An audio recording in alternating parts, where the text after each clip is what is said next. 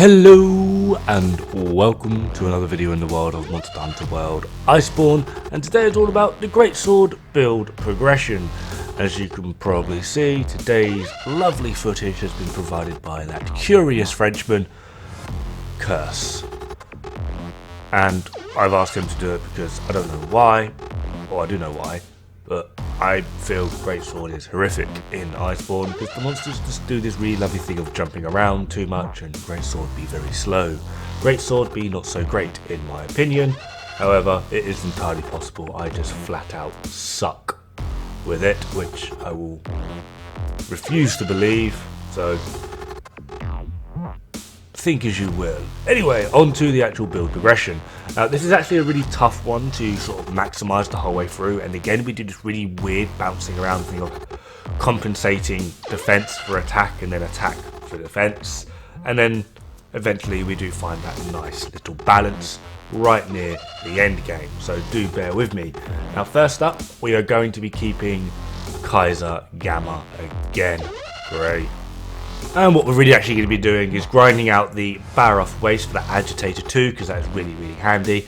And we're also going to upgrade our Jagras Slasher Hacker 3 into the Jagras Deathclaw 1.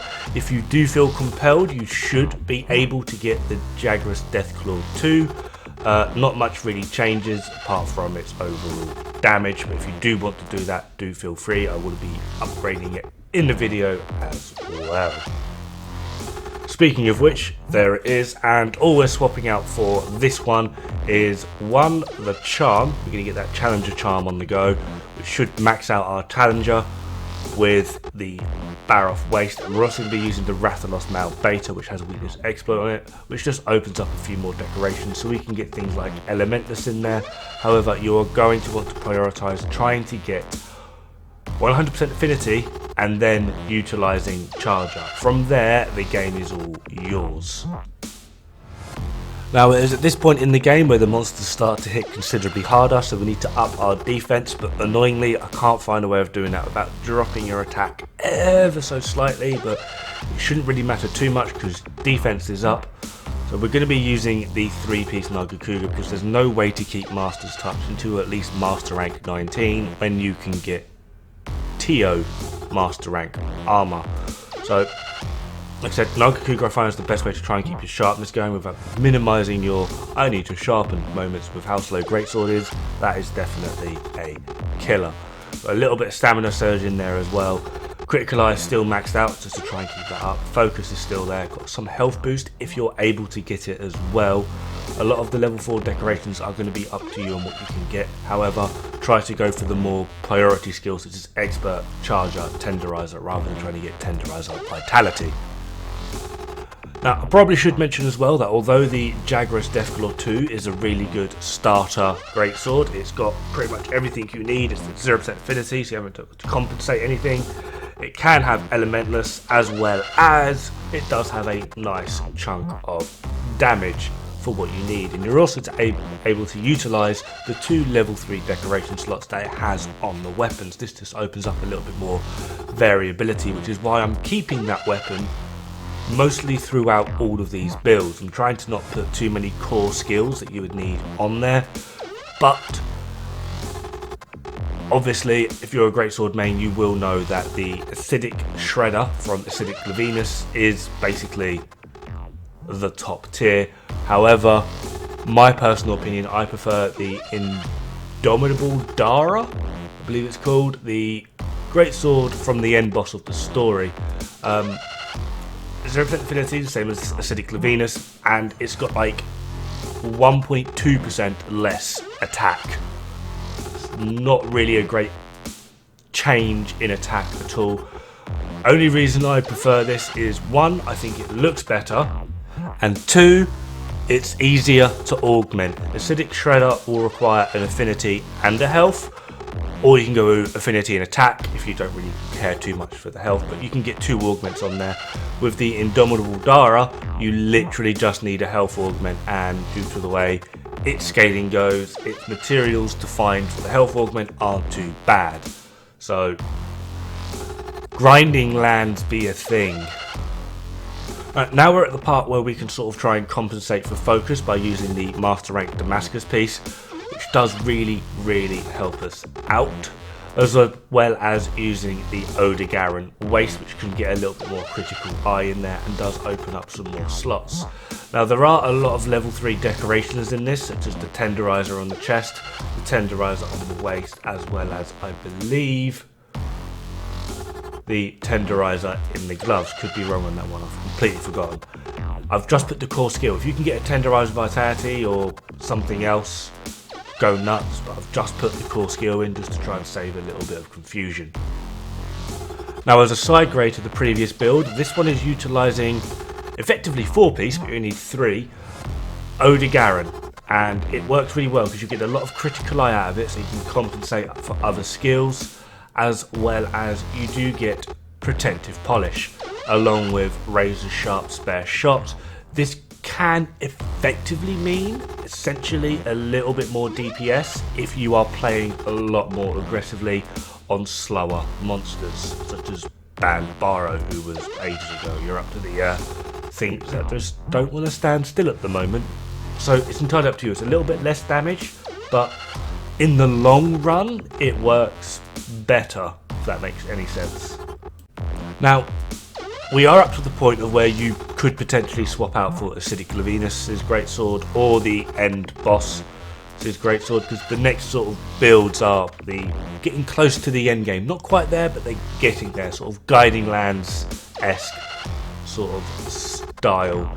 So from here, or this build, do feel free to swap the weapon out. All it's going to do is up your damage.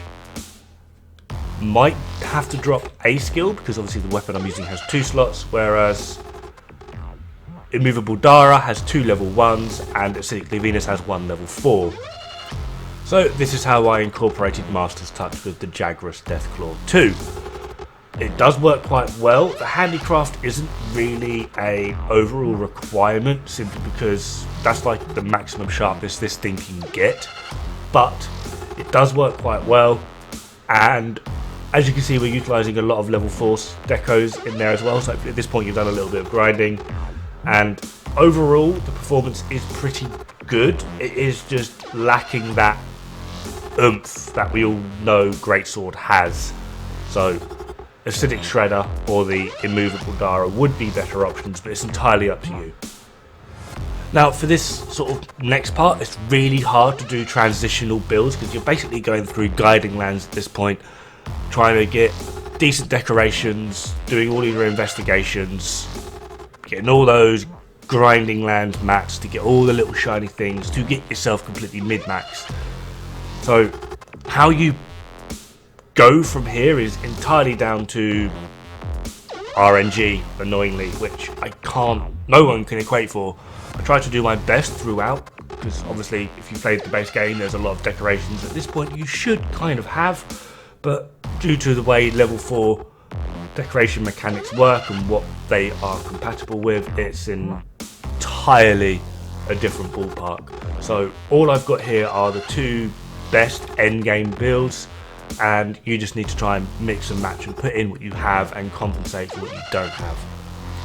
So in Dumbledore with 2 experts and a health augment, which is going to come very handy, Kaiser Crown Beta with a charge of vitality, Damascus Male Beta with a challenge of 4, Elementless and an expert 1, Kaiser Van Brace's Beta with a tenderizer vitality and a challenge of 2, Kaiser Coil with a challenge of 4, tenderizer and attack 1, Garuga Greaves Beta with critical vitality, critical, and the handicraft charm. This pushes us into purple, which is where a lot of the damage comes from compared to the Jagras.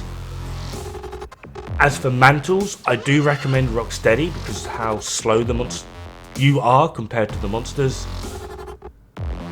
Getting in there is going to be a nightmare, so when you're in there, the last thing you want is to be thrown away. Then for the Acidic Shredder 2, just want to point out that the previous builds, its total effective raw was 649, I believe it was, or 646. So you're not really missing out on too much. But as you can see, there's a lot more that goes into this. You have an affinity augment, a health augment, you can have up to 5 custom upgrades on the weapon. This is all going to cost you a lot of resource, time and grinding. The build is also slightly different. We've got a level 4 in the weapon, so critical vitality in the helmet, Challenger 4 in the chest, Challenger 4 critical expert in the gloves, critical vitality elementalist in the waist, expert 4 tenderizer attack in the boots. We are running handicraft vitality, tenderizer charger, and then obviously that handicraft charm once again. Now all of this is up to your own discretion.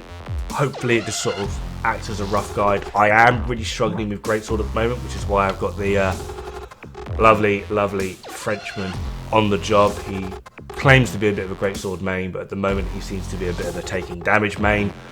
But in the meantime, I do hope this has helped. Good luck, have fun, and don't die. It's bad for the health.